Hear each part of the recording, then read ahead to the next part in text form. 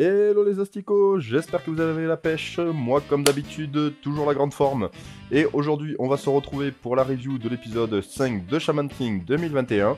Mais aussi, comme il y avait 2-3 choses à dire dessus et que c'est en lien avec cet épisode, on va aussi parler un petit peu de l'épisode 4 vu que j'ai pas eu le temps de m'en occuper la semaine dernière, vu que j'étais en famille pour la naissance de mon petit neveu. Voilà, sur ce, moi je vous dis bonne vidéo. Et encore une fois, on a vraiment deux très bons épisodes, il y a des choses super intéressantes, notamment au sujet de Tokajiro, mais ça je vais y revenir plus tard. Puisque effectivement, dans le premier animé, on approfondissait beaucoup plus le personnage de Ryo. Puisque effectivement, bien avant les événements avec Tokajiro, dans l'épisode 8 notamment, qui en lui-même était un peu superflu mais qui avait des choses intéressantes, on avait un Ryo qui se posait tout un tas de questions, qui avait été impressionné non seulement par son combat contre Yo, mais aussi par le combat de ce dernier contre Li Pailong, et qui du coup décide de devenir chaman, qui se remet totalement en question. Et qui, pour ce faire, vient voir Yo directement chez lui et s'agenouille devant lui et tout pour lui demander de devenir son maître. Et là, c'est Anna qui s'occupe d'accepter. Et après, voilà, on a tout ce côté superflu avec les moments où il fait la cuisine et compagnie. Et c'est justement à ce moment-là qu'on avait un approfondissement de Ryo beaucoup plus conséquent que dans l'animé de 2021 et dans le manga. Puisque effectivement, à force de faire que des tâches ménagères, il commençait à se poser des questions sur son soi-disant entraînement de chaman et sur ses capacités à en devenir un. Donc il se remet vraiment en question. Et ayant un gros coup de déprime, il s'enfuit carrément de la maison. Donc ça déjà, il s'en veut dans la foulée puisque il laisse tomber totalement Manta, Yo et Anna, même si lui au final il était plus devenu leur esclave qu'autre chose. Et là, au moment où il retrouve sa bande, on a Magnet qui l'amène dans un nouveau quartier général, donc au niveau du bowling du lézard, comme dans l'animé de 2021. Et là, avant qu'il tombe sur Tokajiro, il avait tout un discours sur son amitié avec toute sa bande, sur leur recherche de quartier général, de best place comme il appelle en version originale.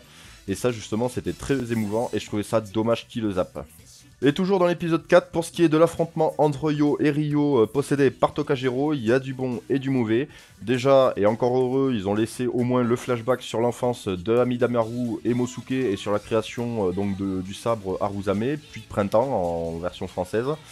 Là, par contre, heureusement, comme je disais, ils l'ont mis parce que ça c'était vraiment la moindre des choses. Par contre, je trouve qu'ils l'ont amené de manière beaucoup moins émouvante. Ils s'attardaient un petit peu plus dessus dans le premier animé, donc ça déjà, voilà, encore une fois, ce côté rush. Et ensuite, par contre, un des très bons points, c'était le développement de Tokajiro, qui lui, pour le coup, était peu développé dans le premier animé. On entend beaucoup plus parler de son passé quand il parle de sa mère, de l'origine de son nom, etc. Donc déjà là, j'ai trouvé ça très intéressant. Et par contre, le petit point que je soulignerai aussi sur le flashback entre Amidamaru et Mosuke, c'est que justement, quand il raconte qu'ils étaient attaqués par des bandits, là on voit la silhouette de Tokajiro. Et on se rend compte que le moment où Amidamaru a tué Tokajiro, ça a dû être quand justement il les a attaqués enfants. Et que lui, il a quand même réussi à le battre. Et on a un petit peu plus d'éclaircissement justement sur la rivalité entre Tokajiro et Amidamaru. Et le fait que lui, ça l'obsède autant d'affronter le samouraï. Ce qui apporte donc un petit élément de background supplémentaire qu'il n'y avait pas dans le premier anime, puisqu'à l'époque on savait juste que Tokajiro disait qu'il s'était fait tuer par Amidamaru et que lui s'en souvenait pas parce qu'il avait affronté tout un tas de bandits. Et là on se rend compte que c'est à l'époque de leur enfance, quand justement Mosuke se plaignait d'être attaqué par des bandits, qu'ils se sont rencontrés et que Amidamaru a tué Tokajiro.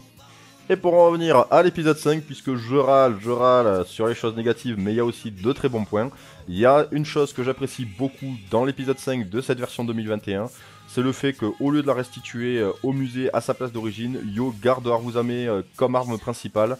Et là justement, ça a quelque chose de symbolique, puisque dans le premier anime, il nous sortait du chapeau, on sait pas trop où, l'épée temporelle, voilà, il n'y avait pas trop d'explications.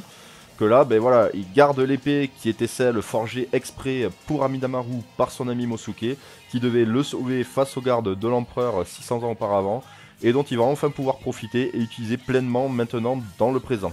Et toujours dans ce début d'épisode 5, il y a malgré tout 2-3 choses qui me chagrinent, notamment le cas de Ryo, puisque là, au lieu de s'agenouiller devant Yo pour demander à ce dernier de devenir son maître chaman, là, c'est carrément, il vient leur demander d'être littéralement leur chef cuistot. Fuck, putain, c'était beaucoup plus profond quand il avait son discours sur ses remises en question et tout. et qui demandaient à devenir l'élève de Yo. Là, putain, ils demandent à être juste leur putain de chef cuistot, quoi. Il les supplie, il s'agenouille pour faire la cuisine. What? Sans compter le fait que dans le premier animé, on avait en plus toute une partie sur toute sa bande qui essayait de lui remonter le moral, de lui faire reprendre espoir et goût à la vie et tout. Et là, même s'il y avait un petit côté superflu, voilà, que c'était plus le côté humoristique et tout, c'était vraiment pour mettre en avant leur amitié avec leur chef avant qu'ils se séparent d'eux. Et ça, je trouvais ça vraiment joli malgré tout. Et là, c'est dommage de le zapper, quoi. C'est à la limite le passer peut-être un tout petit peu plus vite, mais pas le zapper complètement, merde. Et un autre point que j'ai beaucoup apprécié cette fois-ci pour le coup dans cet épisode, c'est l'arrivée de l'étoile de la destruction et de l'étoile de la destinée, qui, comme on le sait pour ceux qui ont vu le premier animé, ou comme on le découvre dans l'épisode pour ceux qui ne l'ont pas vu, sont annonciatrices du début du tournoi des chamans. J'ai bien aimé la mise en scène. Malgré tout, j'avais ma petite préférence quand même pour la première version, puisque c'était l'étoile de la destinée qui était visible, et l'étoile de la destruction qui était cachée dans son ombre, donc il y avait ce côté un peu pernicieux de celle qui avait vraiment l'aspect négatif, donc là j'aimais bien. Alors que là, dans la version 2021 et dans le manga, c'est l'étoile de la destruction qui au contraire est visible. Par contre, la musique, les dialogues, franchement tout était prenant, tout était relativement profond. On voit toujours Godva, donc le chef du conseil des chamans, qui parle à Sylva pour justement lancer les hostilités entre guillemets. Bon, ils sont pas agressifs évidemment. Par contre, encore une fois, voilà la petite nuance, c'est que dans le premier animé, on voyait qu'il s'adressait à carrément tout un groupe de guerriers qu'on apprend plus tard que c'est les membres du conseil. Que là, il ne parle qu'à Sylva, donc il y a moins cette impression de groupe vraiment qui veille sur le tournoi dans son ensemble. Et on finit cet épisode, même si finir c'est vite dit vu qu'en termes de durée ça prend les 3/4 de l'épisode, avec l'épreuve d'entrée au tournoi des chamans que Sylva impose à Yo. Et là, la différence majeure avec le premier anime et qui fait que je suis un peu mitigé, c'est que dans sa première rencontre avec ce dernier, il ne lui dit pas de suite qu'il fait partie du conseil et qu'il est là pour le tester. Il lui donne juste quelques conseils un peu philosophiques sans lui dire vraiment qui il est. Alors que dans le premier animé, on avait tout un discours un peu pompeux, mais qui donnait vraiment un côté grandiose, justement pour le prévenir et le préparer. Et que d'ailleurs Ororo suivait aussi, puisque là il va venir que dans le prochain épisode, alors que dans la première version, il arrivait bien avant. Et donc l'autre différence majeure de cette version, c'est la mise en scène sur le déroulement entre le moment où Yo voit passer l'étoile de la destinée ou de la destruction passer dans le ciel et annoncer le début du tournoi, et le démarrage de son affrontement avec Sylva pour son épreuve, puisque effectivement en termes de durée on n'a pas vraiment beaucoup plus rushé là pour le coup, c'est à peu près pareil, c'est à peine plus court. Par contre sur la mise en scène, dans la première version, on avait un Yo qui était un peu plus partagé dans son attitude, qui a mixé un peu entre les moments où il était un peu plus nerveux que ce qu'il voulait bien laisser paraître, et les moments où il était beaucoup plus calme et serein, puisqu'il voulait pas se prendre la tête sur quelque chose qu'il n'a pas vraiment de contrôle au final, ce qui est un peu une preuve de sagesse. Alors que là, c'est seulement Amidamaru qui s'inquiète, Yo est totalement serein, ils en parlent un petit peu et on en vient direct à l'affrontement. Et du coup, voilà, j'aimais encore une fois un peu mieux la première version. Et pour le combat en lui-même, pas grand chose à dire, on a une mise en scène qui est très similaire. Pour la durée, c'est à peu près pareil. On a un combat qui est censé durer 10 minutes et qui dure 10 minutes en vrai dans l'épisode. Donc un combat, si j'ose dire, en temps réel. Donc ça n'a pas bougé. Il n'y a que l'animation qui est bien meilleure forcément avec la modernité des techniques actuelles. Et à part ça, voilà, c'est tout.